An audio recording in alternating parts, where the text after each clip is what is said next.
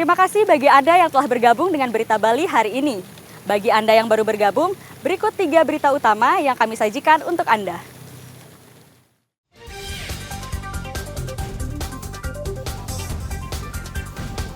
Harga telur di pasar tradisional di Denpasar terus naik.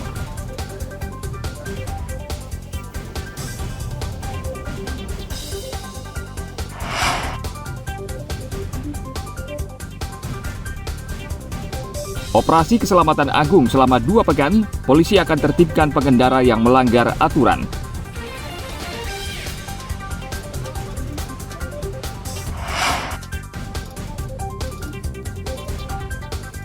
"12 ogoh-ogoh terbaik ditampilkan dalam ajang Festival Kesange di Kota Denpasar.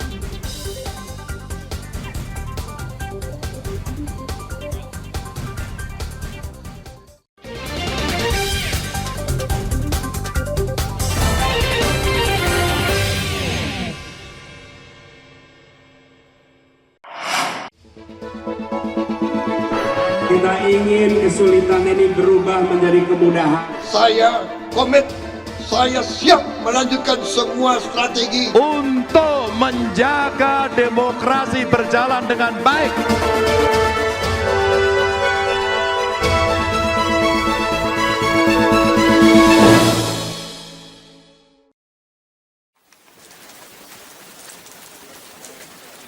Sekarang kita lanjutkan dengan PPK Kerambitan.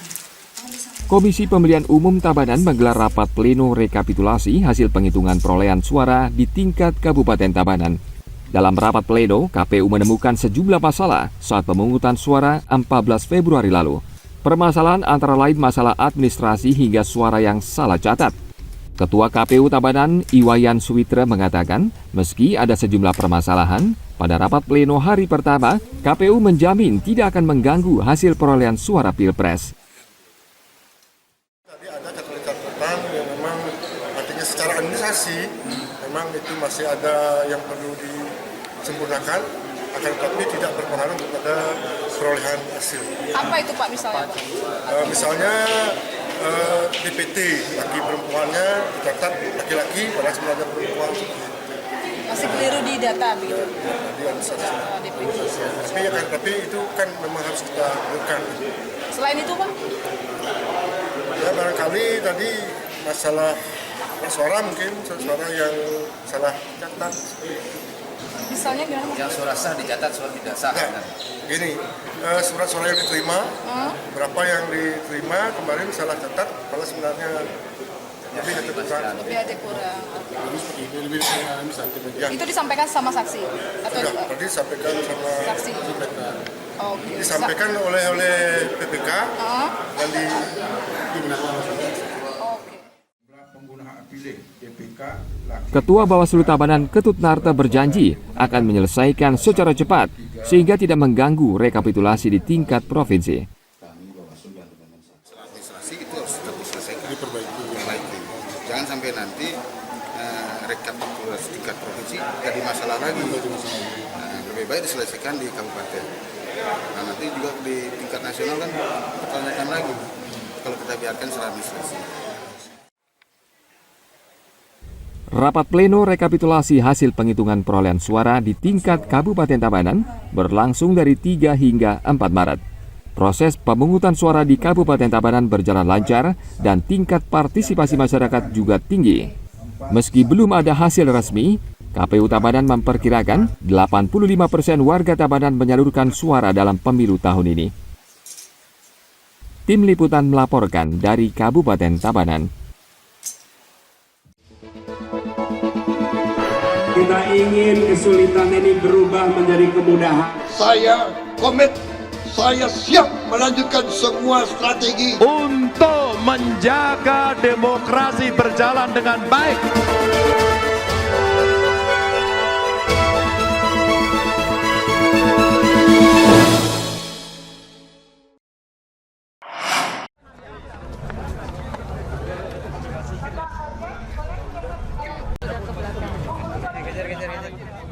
Pembagian sembako kepada pengendara ojek online ini mengawali operasi keselamatan agung yang akan digelar Polda Bali selama 2 pekan mendatang. Operasi ini tidak hanya menyasar kepada masyarakat Bali, namun juga warga negara asing yang juga seringkali melanggar peraturan lalu lintas saat mengendarai sepeda motor. Pengendara ojol menjadi salah satu garis terdepan dalam kedisiplinan dan kepatuhan dalam berlalu lintas, karena merekalah yang paling banyak menggunakan jalan. Ya, tetap menjalani peraturan lalu lintas saja. Contohnya seperti apa? Bawa SIM, STNK, helm. Tapi selama ini ada nggak yang pelanggan yang... Baik, selamat siang semuanya. Ya, betul ada ya. Sedikit-sedikit aja. Kebetulan kalau untuk Gojek sama ojol itu biasanya tetap peraturan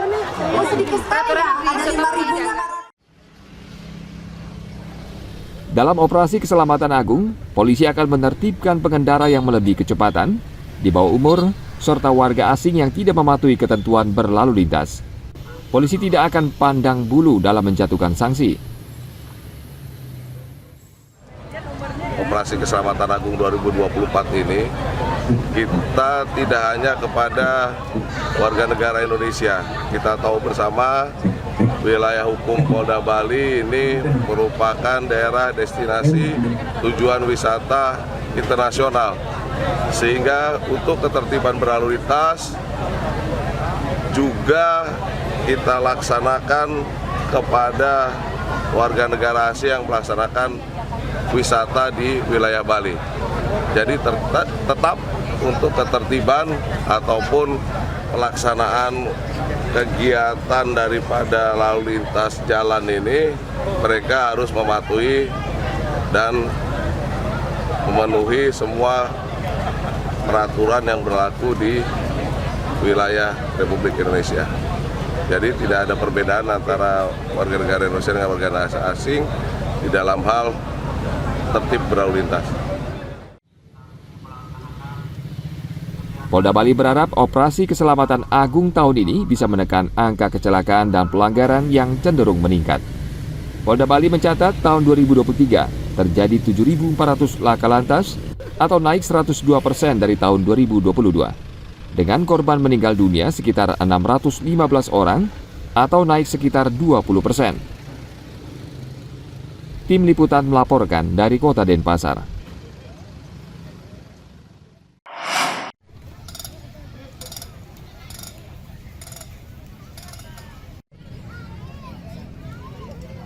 "12 ogoh-ogoh terbaik yang ditampilkan dalam ajang Festival Kesaga di Kota Denpasar dipamerkan di lapangan Puputan.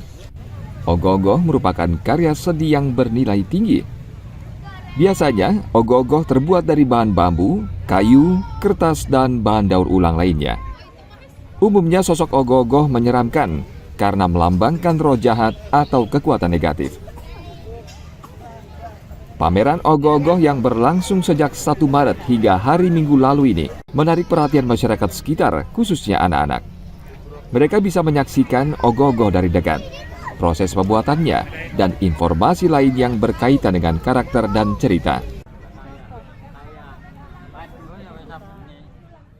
Yang berusaha ke sini ya untuk mencari awal edukasi dulu nih, edukasi anak-anak mengenai tentang ogoh-ogoh. Mungkin siapa tahu dia punya imajinasi lah, punya imajinasi untuk berkarya dari contoh-contoh. Mungkin sekalian melihat detail-detail dari sekian ogoh-ogoh. Ada 12 ogoh-ogoh yang masuk di Kesanga Fest ya, Kesanga Fest. Karena anak saya memang dia tertarik dengan ogoh-ogoh yang ini, Pak. Saya ingin melihat secara langsung gimana bentuk detail pembuatannya, dan memang keseluruhan memang bagus sekali dari sini. Ya, untuk generasi muda biar terus berkembang, biar melestarikan budaya Bali, juga biar lebih menginovasi generasi penerus kita untuk menimbulkan ide-ide yang baru untuk dari tahun ke tahun biar ada perubahan dan semakin maju lah. Pemerintah Kota Denpasar Jumat pekan lalu menggelar Festival Kesaga yang menampilkan parade ogoh-ogoh. Dalam parade ini ditampilkan 12 ogoh-ogoh terbaik yang diarak mengelilingi kawasan Caturmuka.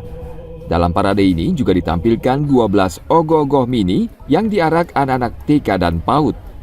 Parade ogoh-ogoh digelar untuk menyambut Hari Raya Nyepi Tahun Baru Saka 1946 yang jatuh pada 11 Maret 2024. Pada Hari Raya Nyepi, seluruh umat Hindu Bali akan melaksanakan catur berata penyepian.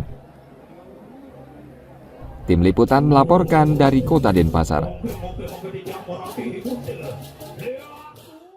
Informasi tadi sekaligus mengakhiri jumpa kita pada hari ini. Atas nama rekan-rekan yang bertugas, saya Nandita Putri mengucapkan matur suksema dan sampai jumpa.